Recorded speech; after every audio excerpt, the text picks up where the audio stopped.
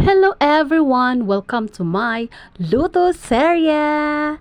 So for today's video po, back to reality na naman ang person. May pasok na naman ang aking estudyante. So, maaga naman magising si mamang para pagsilbihan ng aking estudyante. So, tapos na ang aking hayahayang buhay.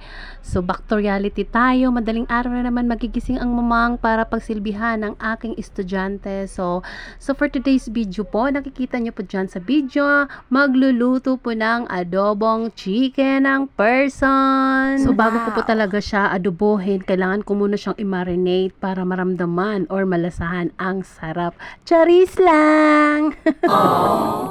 One eternity later. So, i-flex ko na naman tong mahiwaga kong kawalan. Everyday ko siyang ginagamit. Kumbaga, dugtong na po siya ng aking buhay. So, ang laki ng patatas nakikita nyo dyan. So, bisibisihan na naman si mamang. Time-lapse na naman tayo kasi walang tagahawak ng kamera at bahala kayo dyan kung anong makikita nyo.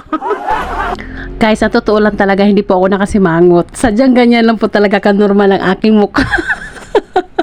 Habang nagre-record ako, natatawa ako. Hindi ko lang alam kung bakit ba nakikita ko yung pagmumukha ko. Ang sagwa pala tignan kapag kaseryoso yung pagmumukha ko madyan. Ew! Subukan nyo kayang gumising ng madaling araw. Tingnan natin kung matutuwa kayo. Pati kayo dinadamay ko. Sorry naman. So, yan na guys, no? Syempre, adobo lang yung niluluto ni mamang dyan. So, mabilis lang talaga ang proseso kapag ka-adobo.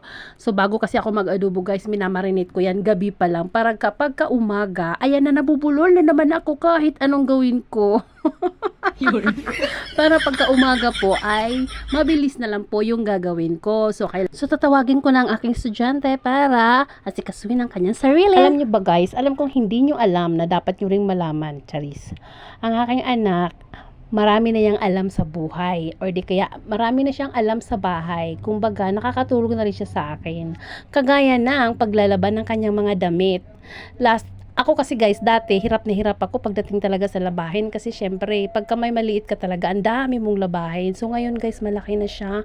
Marunong na siya maglaba, maghugas, magluto ng kanin. Alam niyo ba yun? Nahati na ang gawain dito sa bahay. Kaya, I'm so proud, mama! So, ayan na guys, malapit na maluto ang aking adobong chicken. Sa mga nakikita nyo dyan, kapag kakulo na ay nilalagyan ko na siya ng patatas kasi yung chewin ko po ay ayaw po ng karne. So, gulay lang po yung kinakain niya. Although, paborito din niya ng anak ko yung patatas. O, diba? Adobong manok lang yung niluluto ko, pero ang haba-haba po ng video ko. Diba ang saya-saya? Alam nyo ba?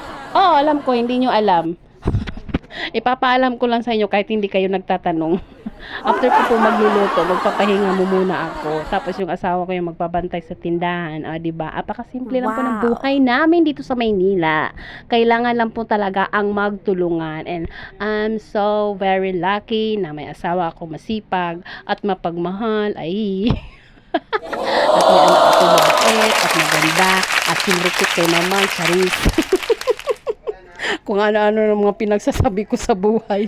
So, after ko niyan po guys, no? Apakahagard ko niyan. Pero pagkatapos ko naman, ano ba? Ano mga pinagsasabi ko sa buhay? Tabang nurse. Napakisaya ko sa buhay talaga. Ewan ko lang ba? So, ayan, malapit na po matatapos ang aking pagluluto, serye. At ang hirap palang mag-voice over the flower.